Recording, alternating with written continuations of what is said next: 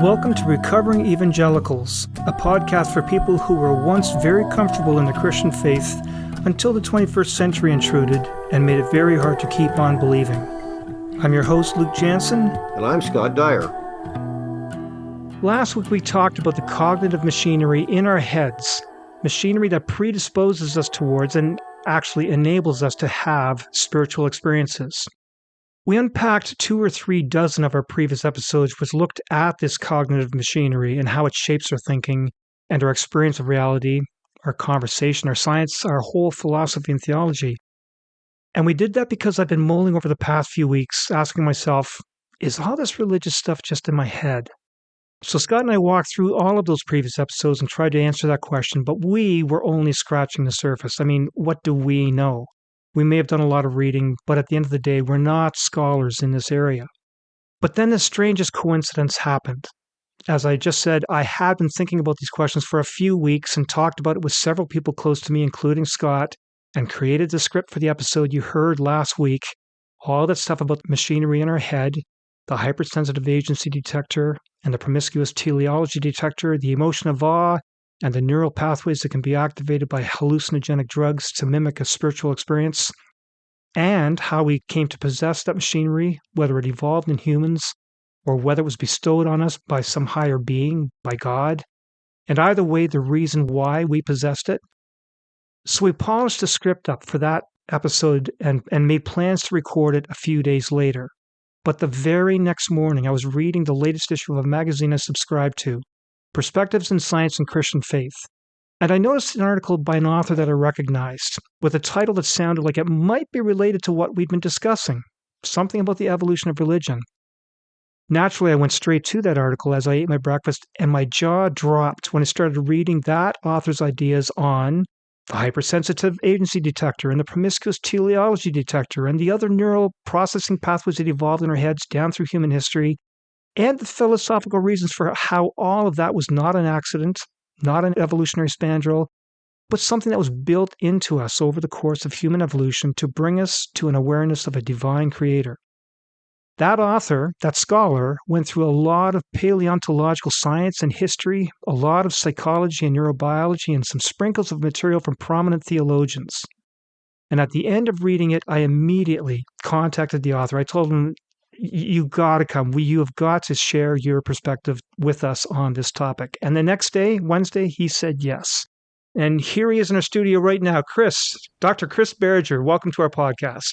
Well, thank you, Luke and Scott. It's a real joy to be with you again. Yeah, it's great to have you. Chris, you've been our guest before, 4 years ago, 2 episodes, in fact, the first of which had you telling us quite a bit of your personal story, a very fascinating one, a journey that started in a very evangelical setting, getting a PhD in philosophy, and then going to seminary to prepare for full-time Christian ministry. But a missionary trip to India and an unpleasant encounter with the Christian ministry there had you rejecting your Christian faith, exploring other world religions, including, of course, Buddhism, and eventually to full-on atheism. But you were still on an intellectual search for meaning in the universe, and that eventually brought you back to a Christian faith and full-time ministry.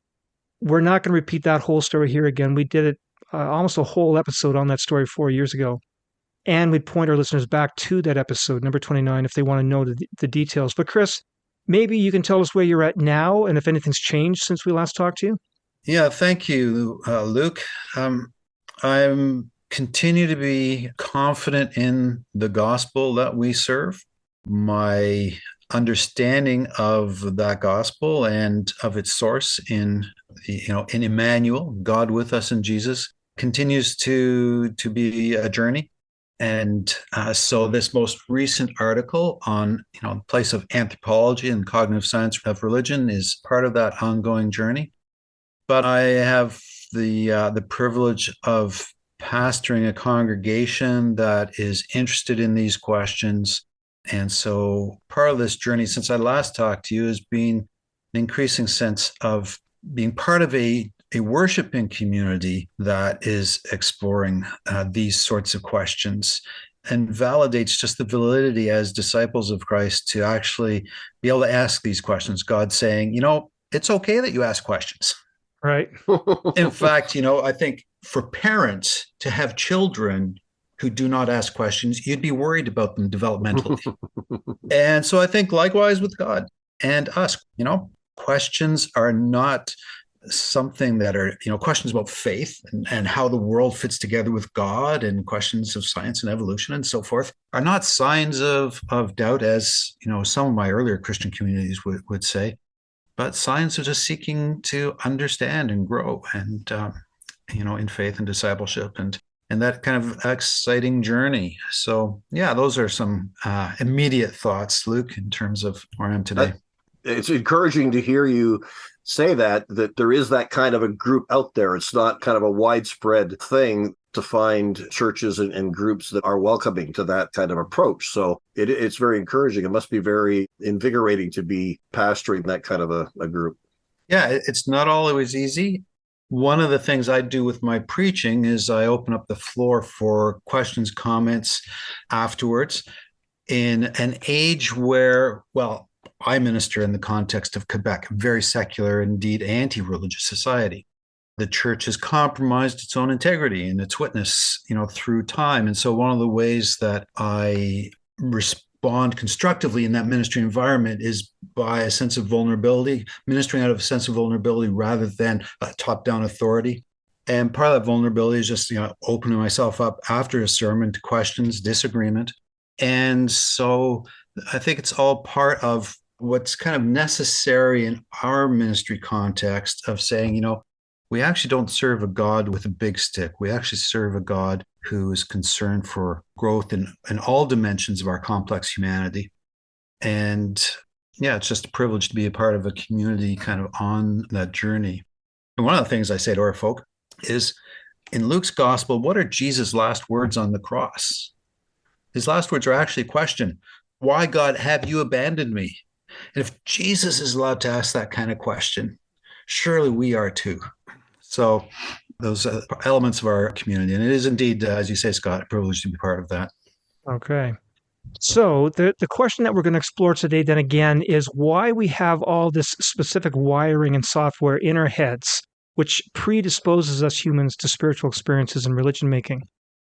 And before we get into that subject, I just wanted to talk a little bit about who really can be speaking to this question. Psychologists have been developing ways to measure what's going on inside our heads during a spiritual or religious experience. We've got neurobiologists mapping out the neural pathways underlying that, paleontologists, fossil nerds, finding statues and cave paintings and other evidence of religious activity, literary scholars studying ancient manuscripts and clay tablets, which record a lot of our religious thinking in its early stages, and then philosophers and theologians arranging the pieces and trying to make sense out of all the data. And here's the thing, some people might think that the scientists in that group might have a preferred status over their philosopher and theologian colleagues. I don't think so, but Chris, what do you have to say to that? Scientists, let's say of an agnostic or atheist bent, do have what we as philosophers would call metaphysical assumptions. That's basically a fancy word for saying assumptions about the ultimate nature of reality. And so when let's say an atheist or agnostic natural scientist says that the natural sciences are the ultimate criteria or voice on the way things are, then that's actually importing a metaphysical assumption, an assumption about ultimate reality that is not defensible by science.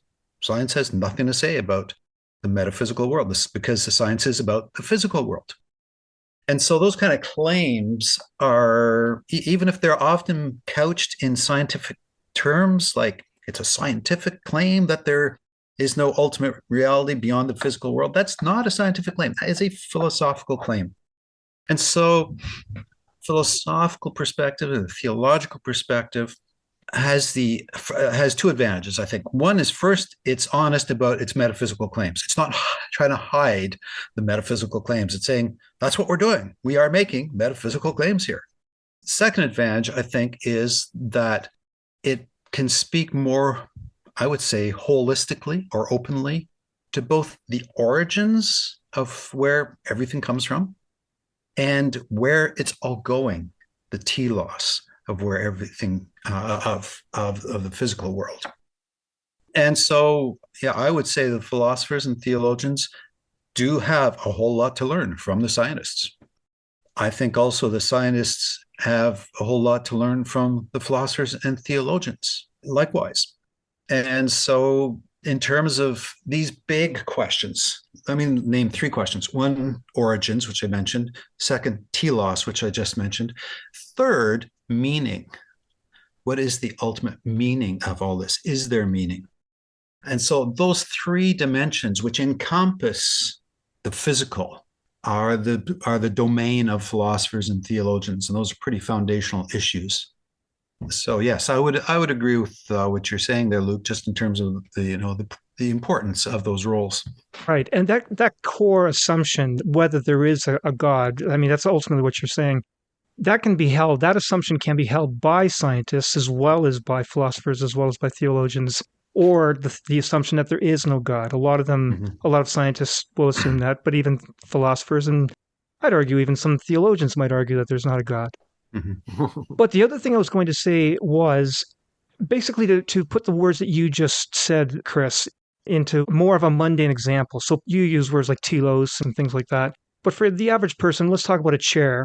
A scientist, an engineer can measure a chair, can measure all the angles and all the load-bearing statistics and the length of the legs and the arms and basically describe it in all kinds of immense engineering scientific detail. But a philosopher would be just as qualified as those scientists to talk about what is a chair for? What does it do? What can you use it for? Both are equally qualified to deal with that. Yes, I mean, one area where philosophy and science overlap is on areas of the mind. So on the one hand, in science, we've got neuroscience, and the other side on philosophy, we've got philosophy of mind.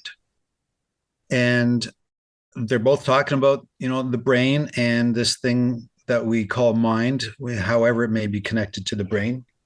But when it comes to the chair, I think it's more the psychologist and the philosopher who can talk about causality.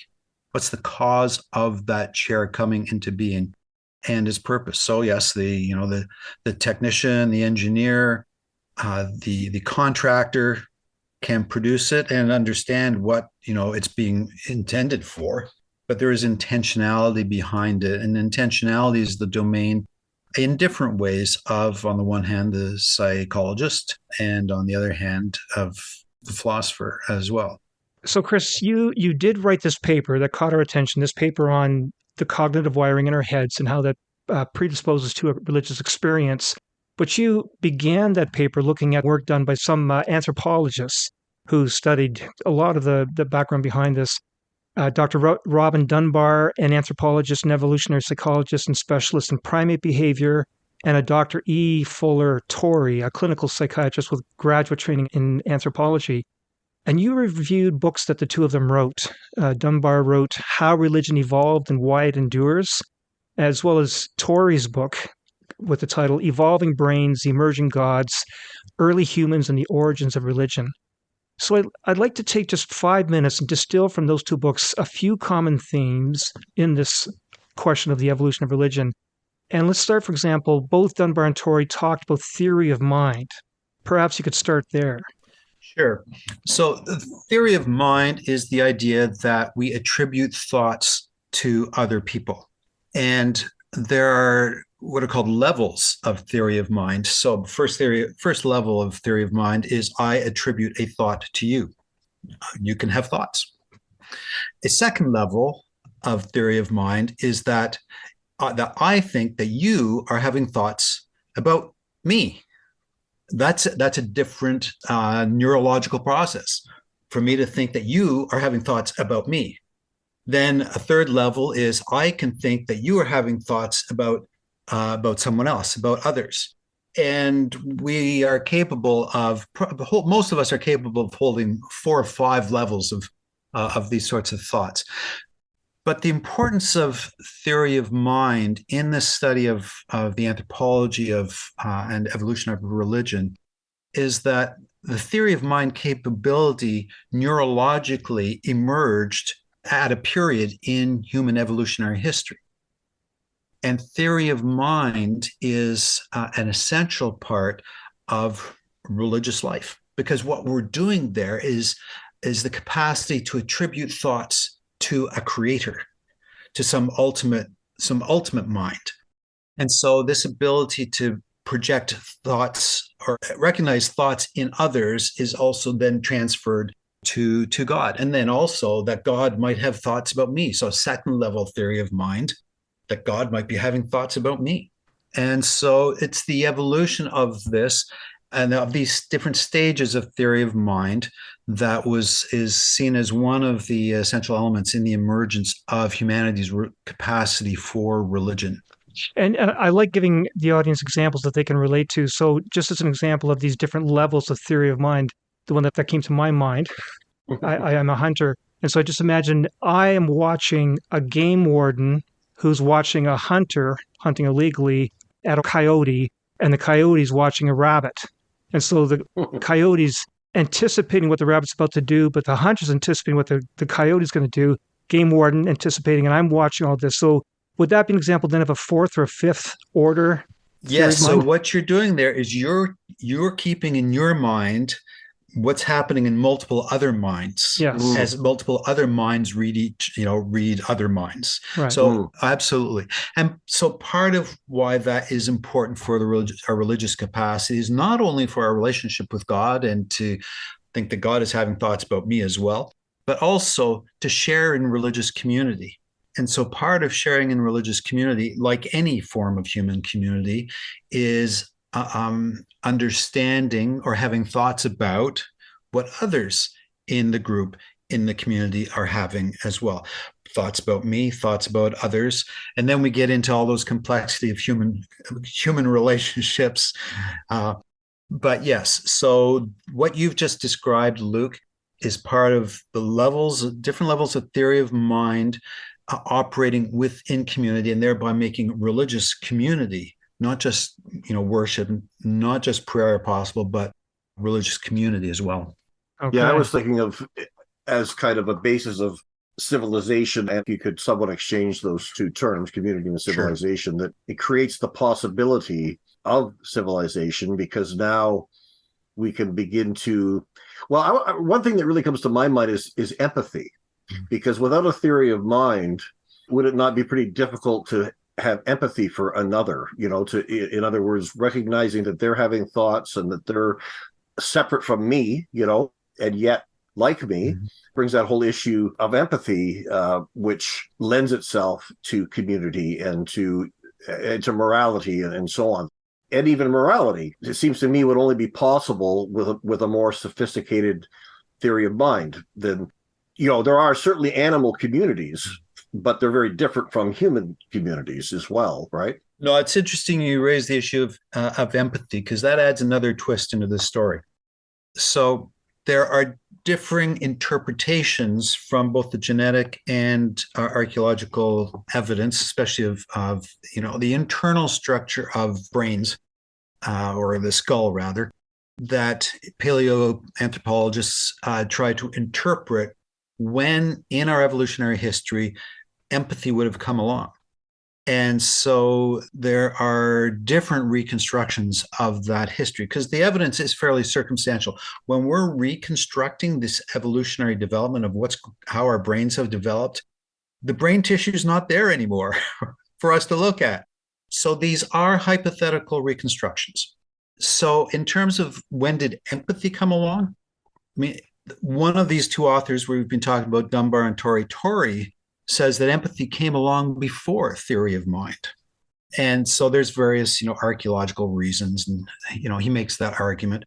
And so I would say that even if empathy did come along before theory of mind, so empathy being reading something about, and presumably reading suffering in, another person, another a homo of some kind, another animal, that even if empathy did come along before theory of mind, I would agree, certainly significantly enhanced our capacity for empathy.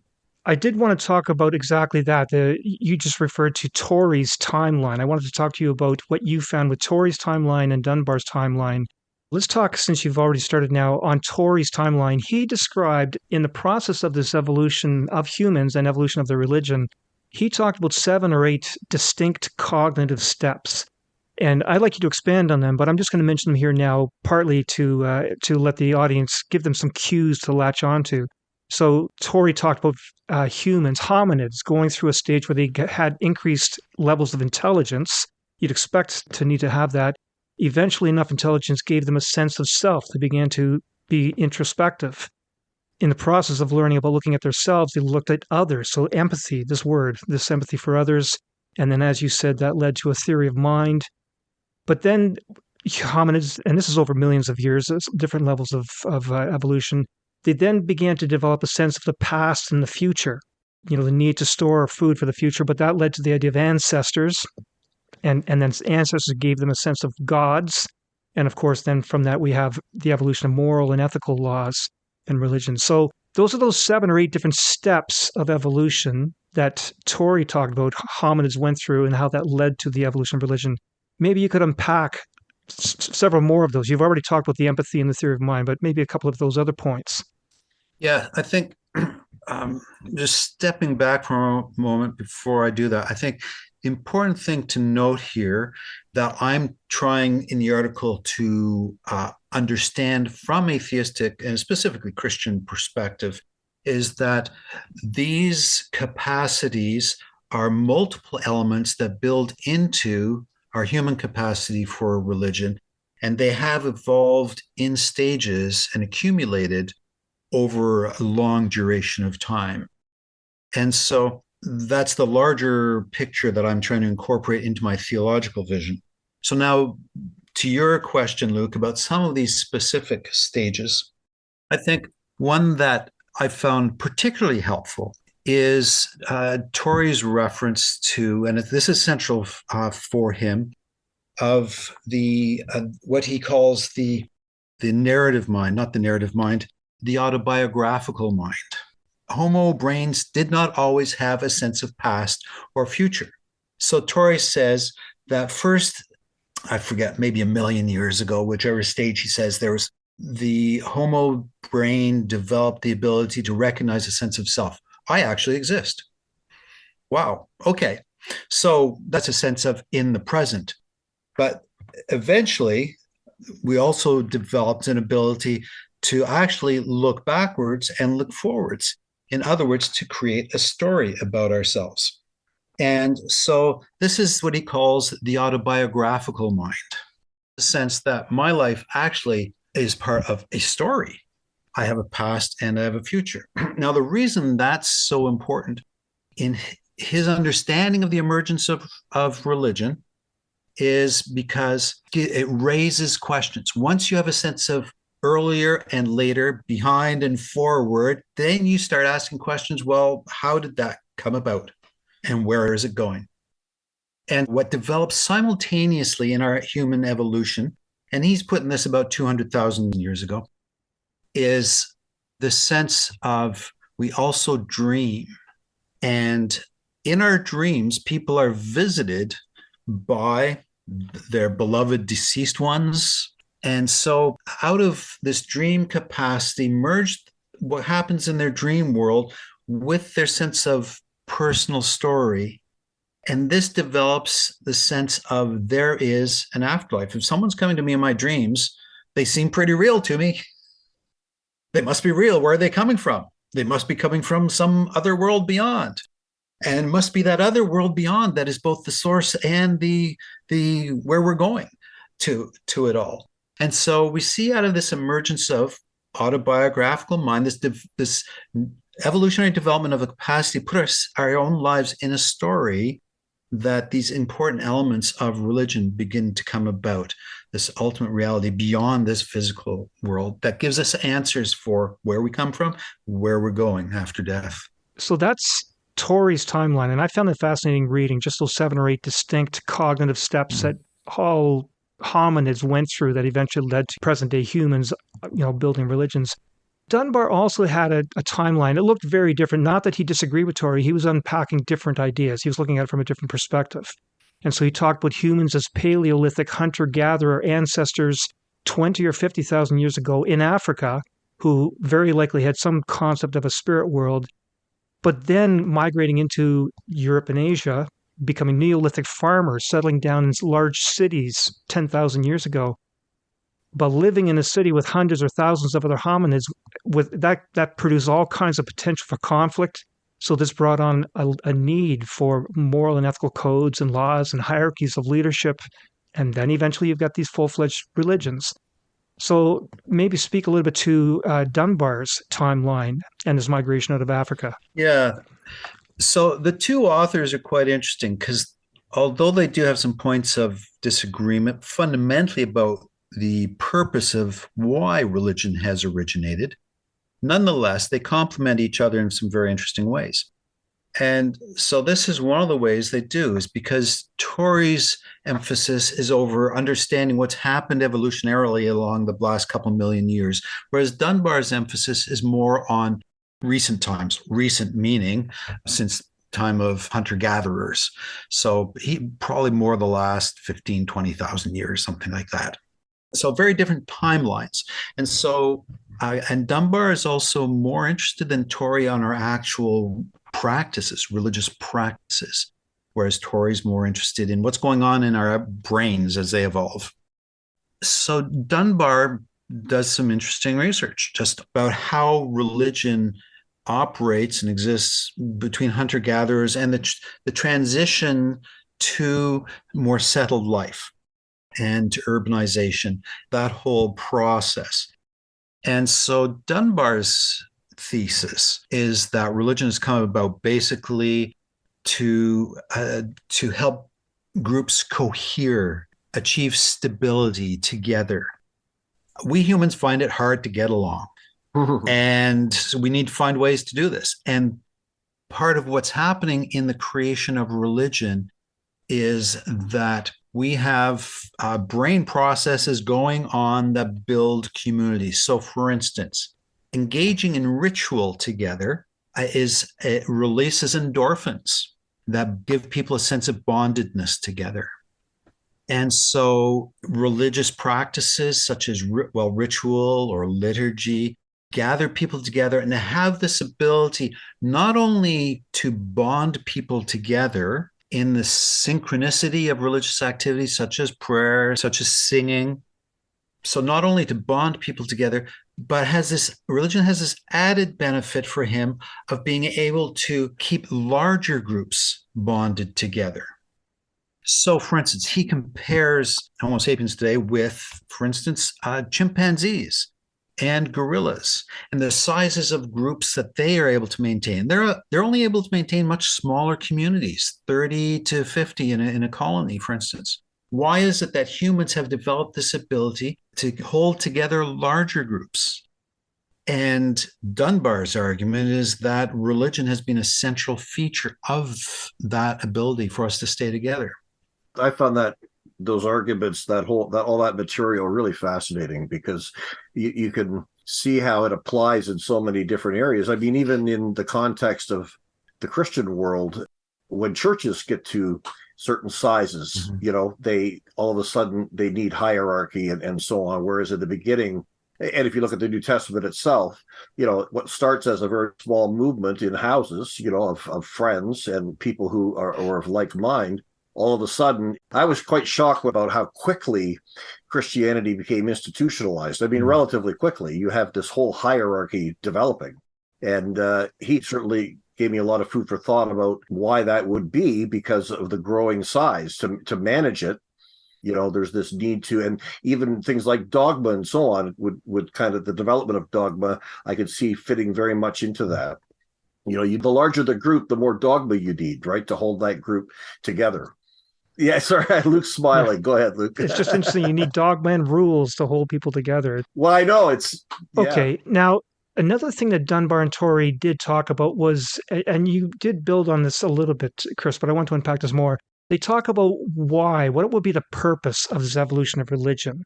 a lot of usually explanations from people such as Dunbar and Torrey, people who make the assumption that there is no God, they'll come up with an evolutionary reason. There's some kind of a selective advantage. And they did that, although they identified different driving forces behind that.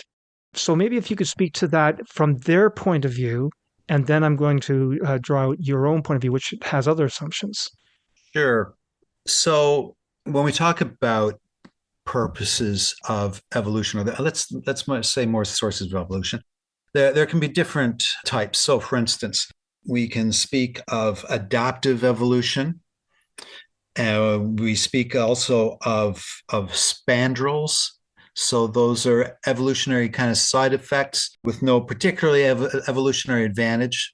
Then we also speak of evolution that is simply turns into like spandrels that turn into evolutionary advantages. So a classic example is the ability to dance is not, evolutionarily intended, but it turns into an evolutionary advantage because you could perhaps attract a partner by dancing really well.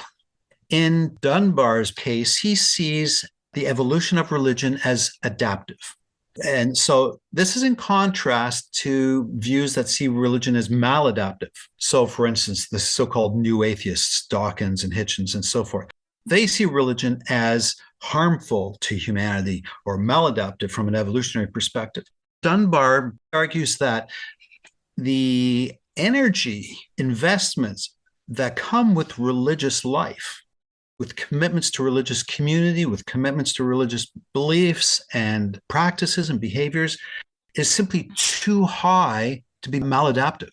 There's got to be an adaptive purpose for this expenditure of so much energy. So from an evolutionary perspective, that means there's got to be some a positive adaptive purpose to it. So he identifies the evolution of religion as adaptive, as I indicated earlier, principally for social cohesion, and also because religion has this ability to scale up cohesion in ways that other human practices don't. Now that's in contrast to Torrey. For Torrey, the evolution of religion is simply a spandrel. It's a side effect of this autobiographical mind. And so it's just kind of, unfortunately, there. So by the end of the book, he's written this whole book on the evolution of religion. And by the end of it, he gives this kind of sense of, oh, well, religion's going to be with us forever. So we just got to kind of have to deal with it. So there's this grudging concession to the reality of religion, which is kind of, I found it kind of an odd way to end the book after so much investment on his part in all this research and writing. But so those are the two contrasts between them. Neither one of them takes a maladaptive position, but Dunbar takes an adaptive position, Torrey takes a spandrel position.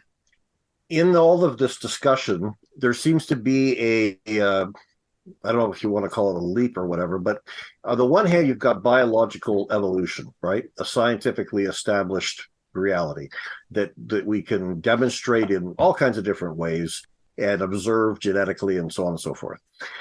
But what we're talking about here is evolution at a very different level. It's more of a behavioral kind of evolution. It may be it is rooted in biological evolution, because until the brains evolve certain neural capacities, that these behaviors wouldn't. But it seems to me there is a bit of a leap between then saying, okay, biological evolution, and now we apply the same paradigm, the same evolutionary kind of approach, although it has teleology kind of built into it, because we're talking a lot about purpose and things like that when we talk about behavior.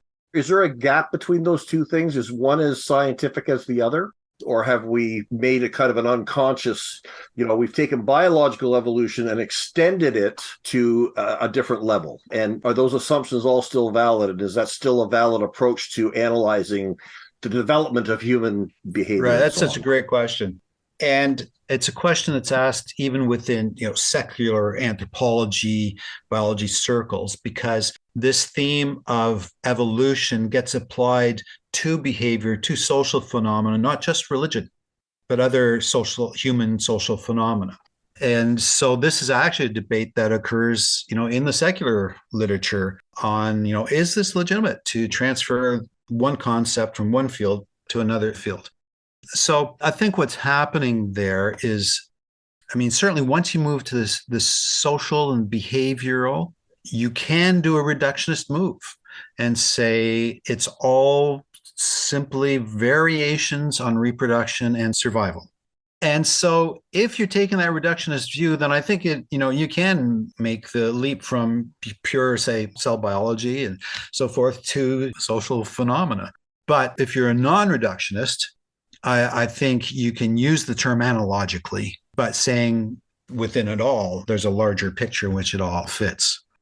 So just back to what Luke was saying about Dunbar, part of what he's focusing on more intentionally than Torrey is the evolution, if you will, or to use a perhaps more neutral word, the development of religious practices and beliefs from hunter-gatherer societies to modern day urban environments of tens of millions of people living in the same city.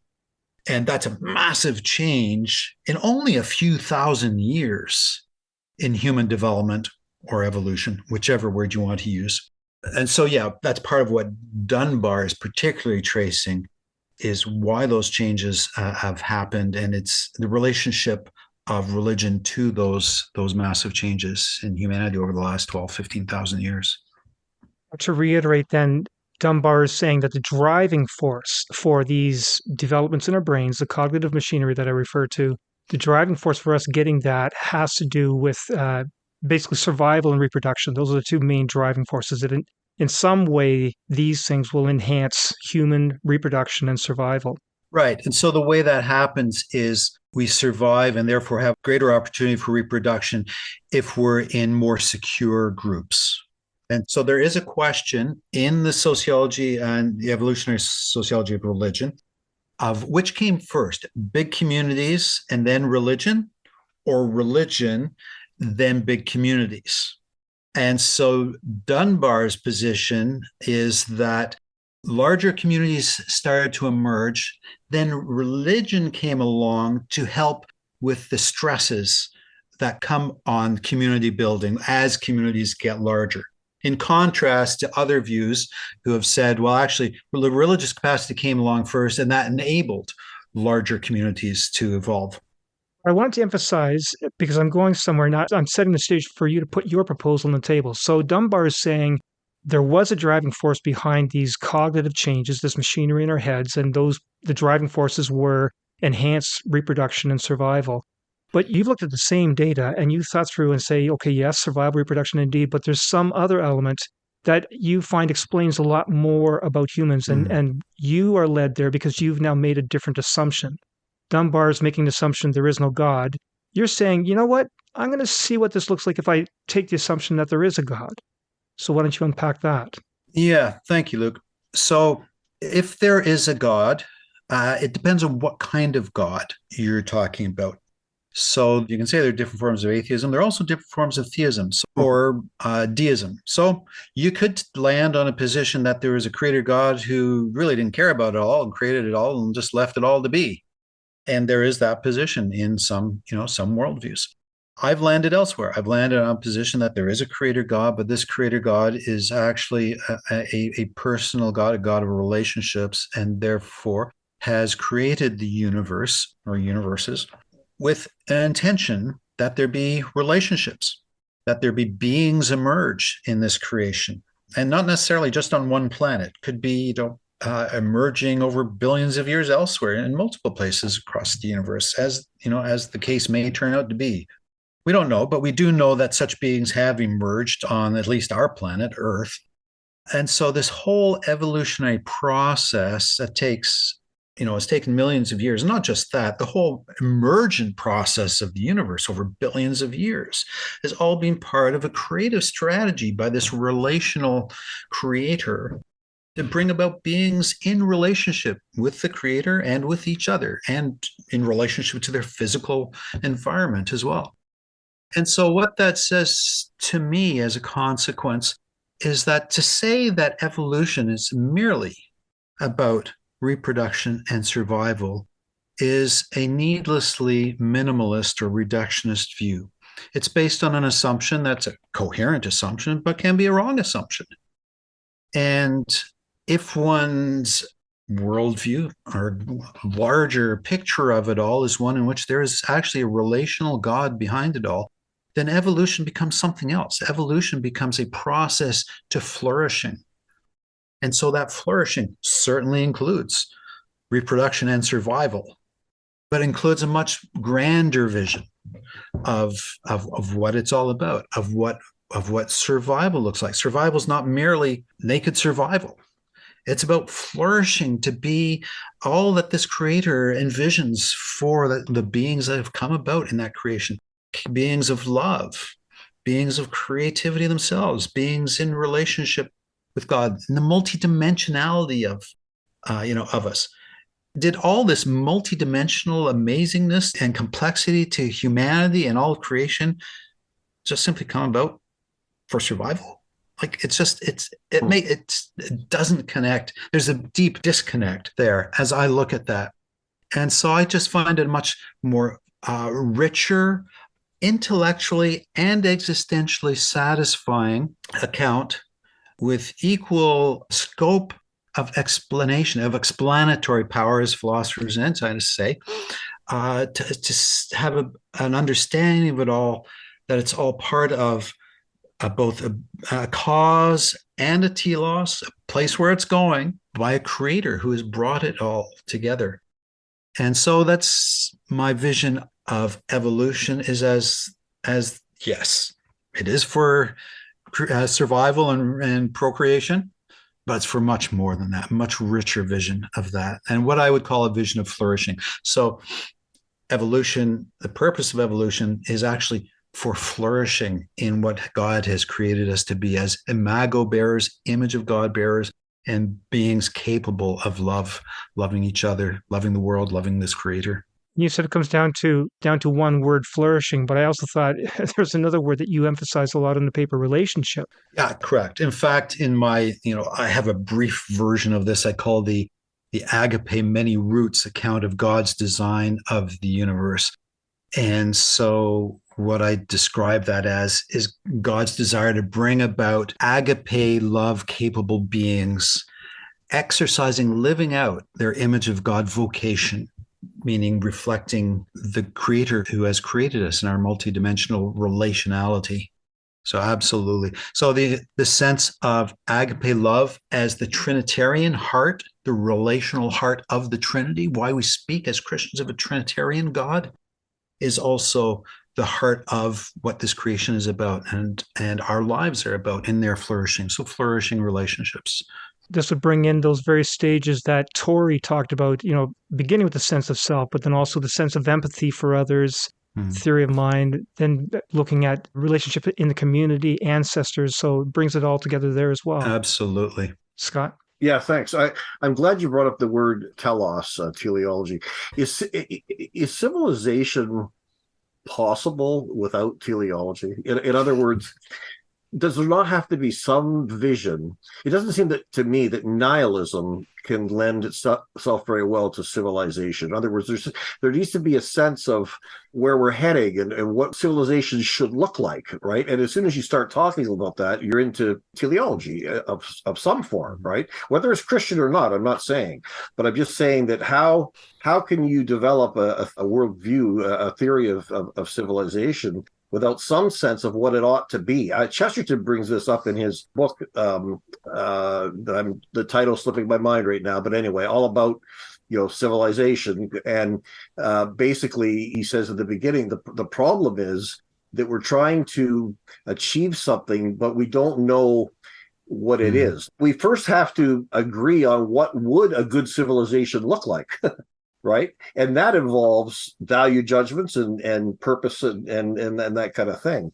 So on a purely random, meaningless, purposeless, materialist kind of understanding of the world, how do you then create civilization within that, or in a sense of, and I guess that's where you get into the whole created meaning and maybe the idea that, well, it doesn't matter. You would just create something. I think Sartre talked about that.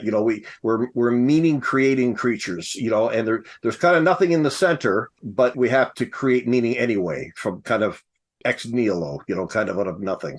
Yes, I mean, I think that That's one way to describe the problems we face as societies. Is humans have the capacity to create purpose for ourselves.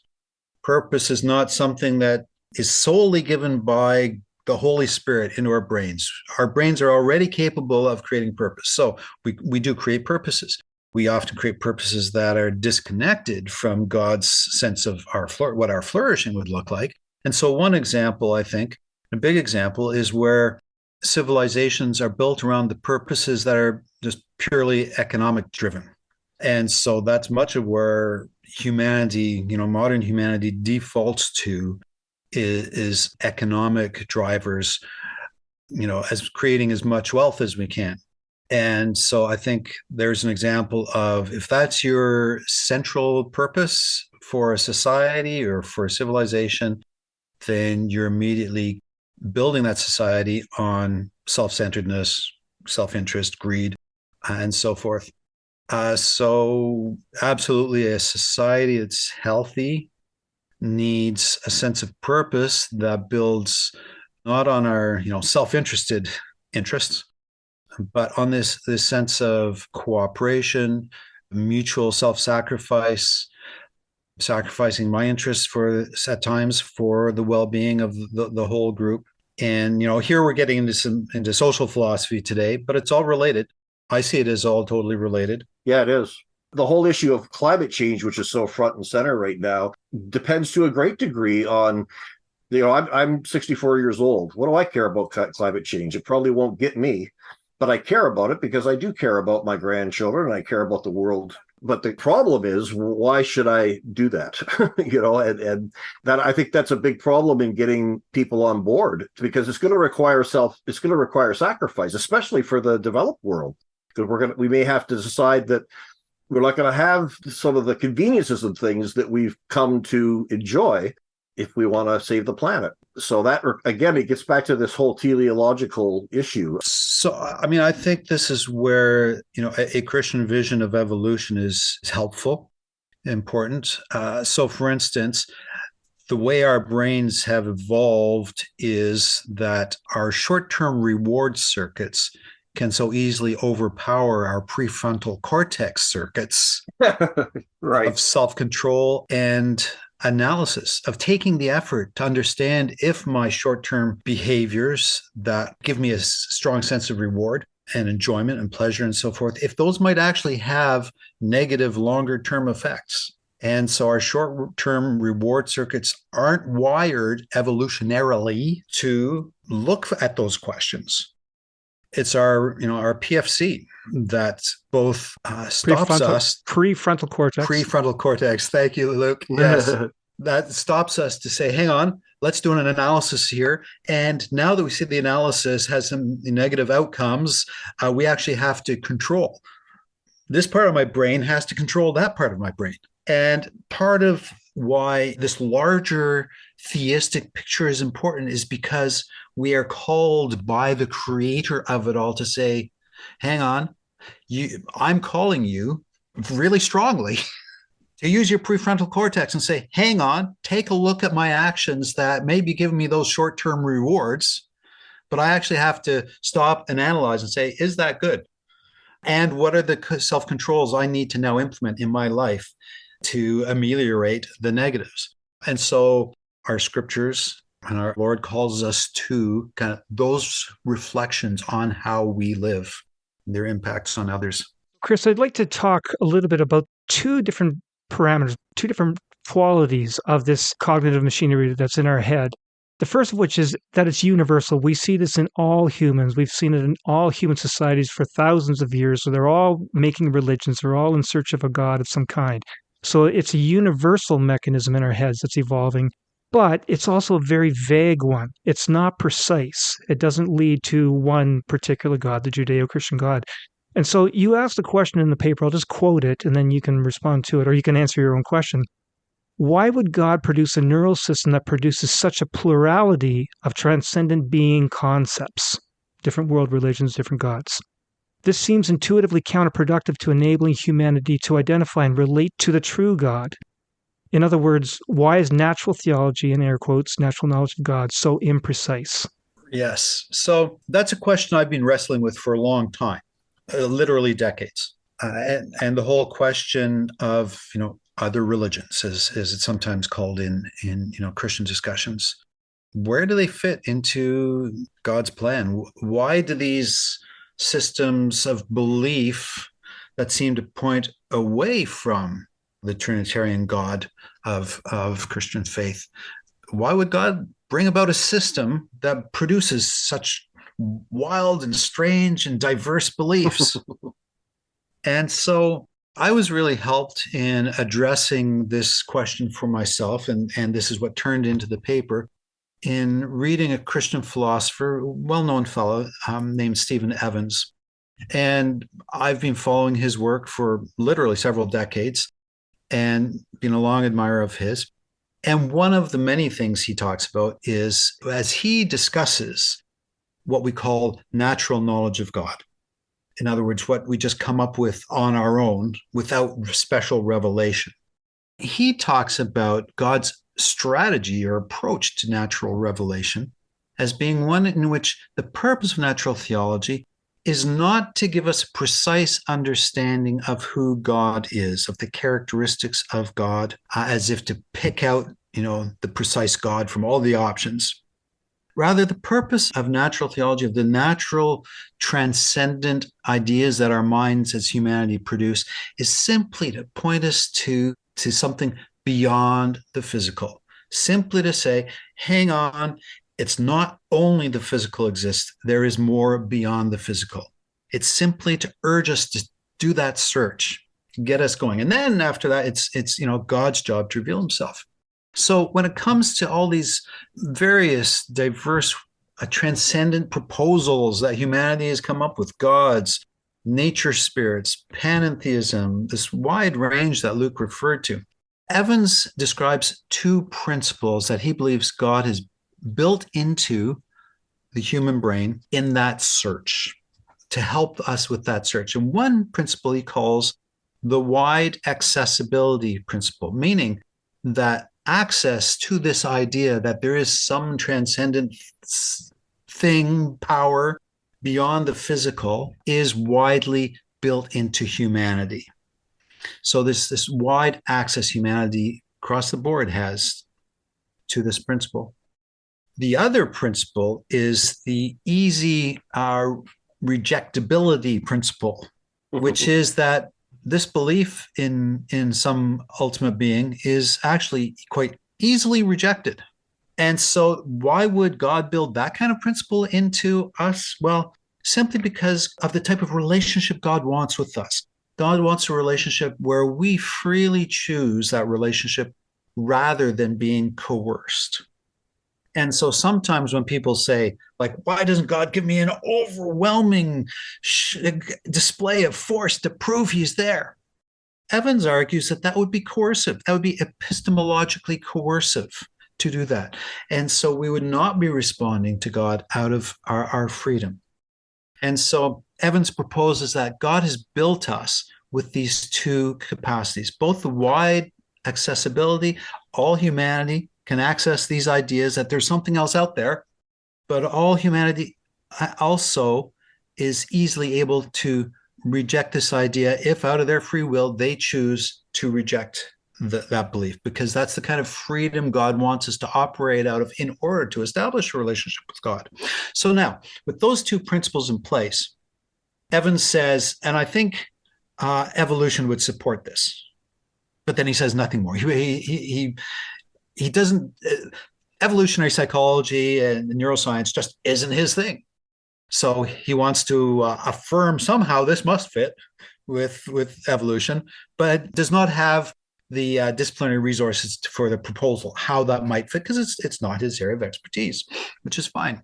So what proved helpful for me here in reading Evans and then same time reading Torrey and Dunbar and other figures in evolutionary psychology of religion, cognitive psychology of religion, Justin Barrett and so forth and others, is I saw this really amazing, what I perceived as a consonance between the two.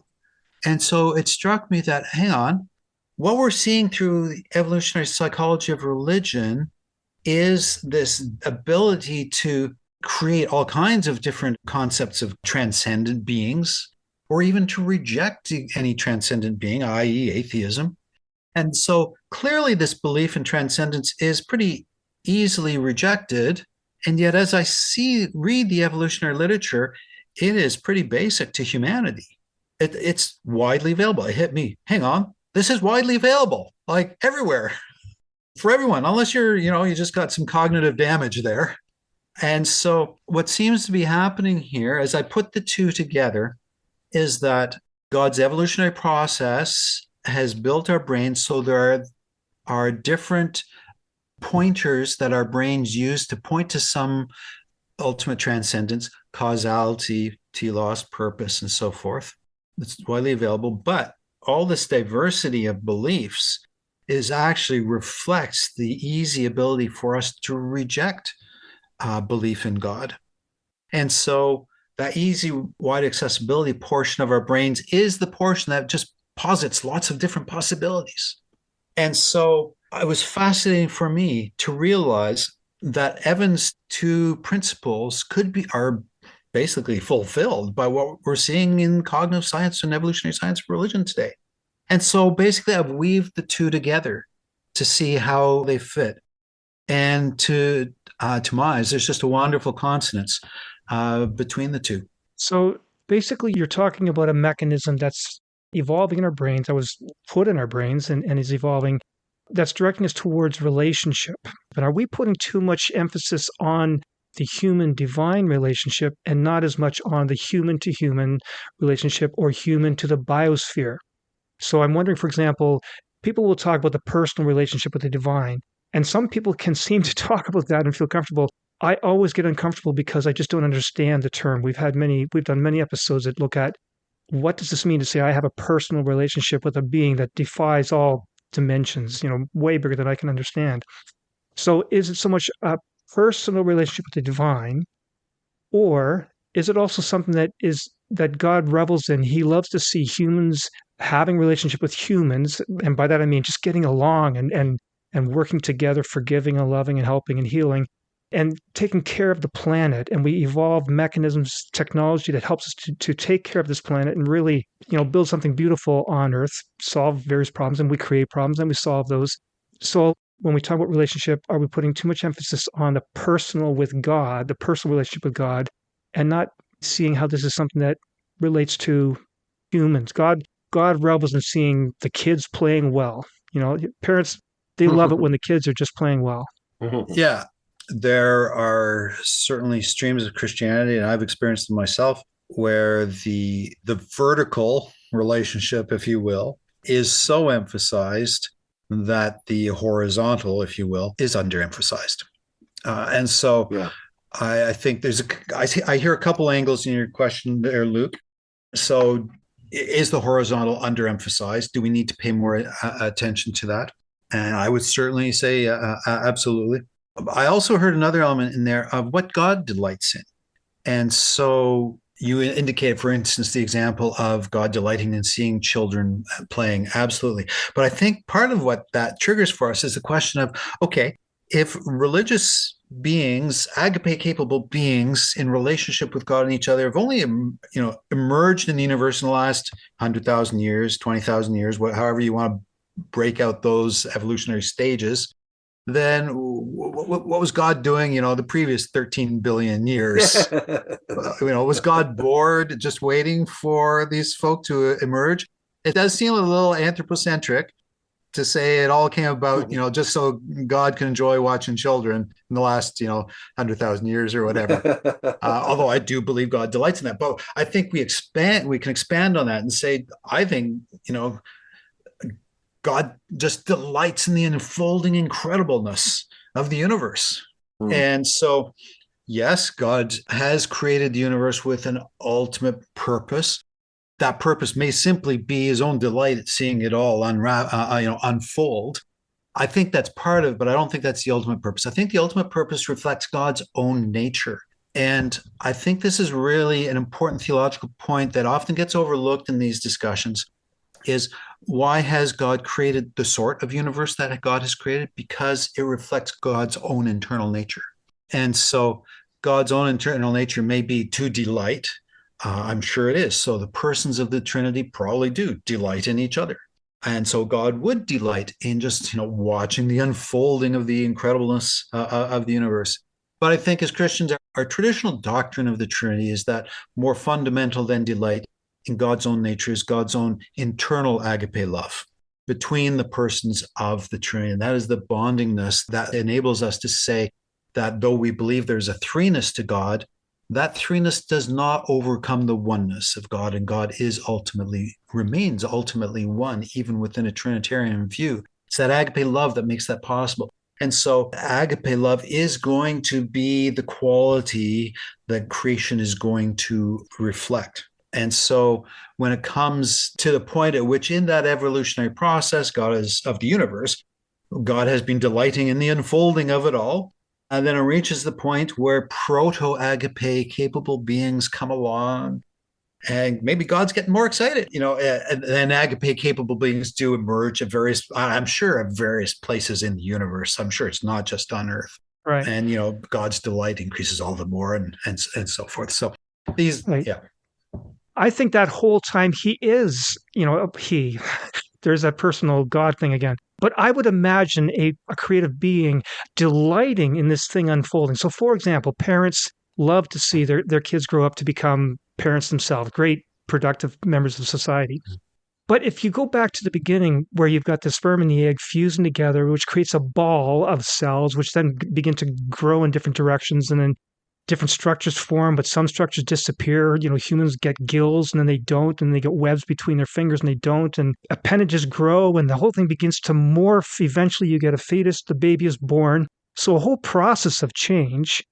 And then this baby is born and goes through the stages of going to school, beginning to learn how to spell, learning how to play on a team in baseball, learning how to play a musical instrument, falling in love, all these stages of this kid growing up, becoming eventually to a productive member of society.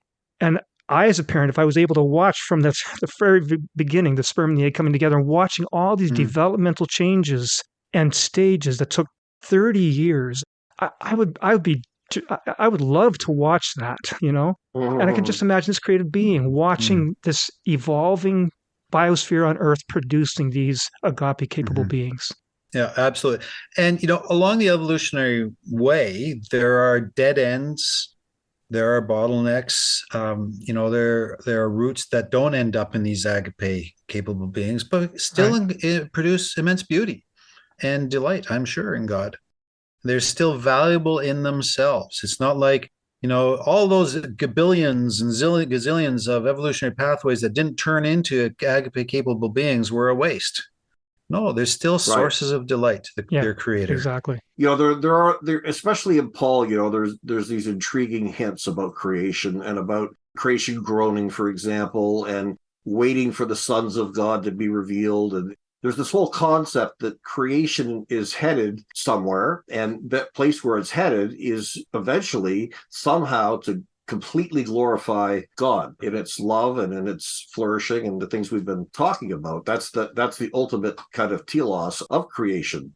But that comes through this process of really chaos from our perspective. It's always intrigued me, that opening of Genesis, that God created the heavens and the earth. There was chaos, right? And then you have this wonderful picture of God as a bird hovering above the chaos and bringing not just order, but really, I think ultimately a loving creation through that chaos. And I think the chaos that's where the freedom comes in, because you can't have true freedom if you don't have, in a sense, chaos. In other words, God doesn't stack the deck, otherwise it's not real. If I create a robot that's programmed to love me, I don't think that would be particularly fulfilling. If I could just bring this back to the evolution of religion theme, this reconnects us with part of what Stephen Evans also talks about. So in certain Christian traditions, all other religions are basically evil, or at very least wrong. As a follower of Christ, I do believe ultimate revelation, ultimate truth is in him. But part of what Evans is saying in this evolutionary model is he does say, well, then how do we interpret these other religions? If God has built us in a way that intentionally allows our brains to construct other possibilities and other religions, then surely they can't just be purely evil. And so Evans cites approvingly Christian converts who look at their former religion and say, it actually prepared me for the good news that I've accepted. And so I think that puts a more positive spin on our fellow human beings and their searching journeys. And so I appreciate that part of the picture as well. So in other words, another way to frame it is we've got this evolutionary process that brings us to a point of being able to be in touch with, cognitively in touch with a creator. But then what the next stage is not another evolutionary stage. The next stage is this creator has to respond to us. And that's where the specifics of Christian faith come in. And we say, we believe that God has responded to humanity. Well, first of all, in God's sovereignty, God will respond to whoever he wants, whenever he wants, however he wants. So, I mean, that is God's sovereignty. And so I'm not personally going to have a theology where God only acts through the Christian church. And so in response to reaching this evolutionary stage, God responds as God will. But I think God has also, as part of that response, done something very particular in human history and determinative in human history in incarnation, and God with us in Jesus of Nazareth. But so the picture there is evolution reaches a point that its purpose has been fulfilled. And now it is God's turn to respond to that and to us. Okay. Gentlemen, we've gone very long, but Chris, as always, I like to give our guests the last words. Is there anything we didn't cover that you think needs to be covered or said? I think my final words are just the sense of awe of the creator we serve and the privilege of using these brains that God has given, and just the joy of epiphany when two unexpected things come together and give us an aha moment in this journey of discipleship. Just the sense of awe on this journey with this creator. That fits in well with recent episodes that we've done on that exact topic. True. Yeah. Yes, that is true indeed. And Chris, any projects in the pipeline? Yeah. So I don't know where to find the time for this project, but I am, as a next follow-on project, definitely closely related to this, is the relationship between evolution and ethics. And so there are Christians who feel their faith is challenged by current writings in the area of evolutionary ethics. And there are people writing in evolutionary ethics who feel that evolutionary ethics challenges theism, challenges Christian beliefs. And my intuitions are that Christian faith and evolutionary ethics are not in conflict. I do think evolutionary ethics is sufficiently imprecise in its outcomes that it is not sufficient as a moral system for us. But I think there are definite elements in there that God uses and that should be, in this day and age, part of how we understand the formation of Christian moral thought. And so I'm going to be wanting to tease that out more in my next project. Well, you'll be pleased to know that in a couple of weeks, we're going to be doing a couple episodes on the evolution of morality and ethics in humans. Terrific. Okay, Chris, as always, you've been on our show several times, and each time I have to say thank you so much for giving us your time. Well, it's a joy and privilege for me to be with you. Thank you so much, Luke, and thank you for your perseverance with the podcast over the years, because it's such a valuable program. Thank you. Okay, thanks again, All right, Chris. thanks, Thank you, guys. Really enjoy it. Appreciate it. Okay, take care. Okay. Bye-bye. Bye now. Bye-bye. You've been listening to Recovering Evangelicals with your hosts, Luke Jansen and Scott Dyer.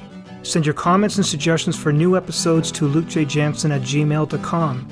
Join our private discussion group on Facebook by searching for the Recovering Evangelicals podcast group. Look for the logo that you always see at your favorite podcast catcher and ask to be let in. Subscribe to lukejjansen.wordpress.com if you want to get advanced releases and group posts, or browse through our archive for a full listing of all our previous episodes. And please help the podcast by sharing with a friend and leaving a review at your favorite podcast catcher.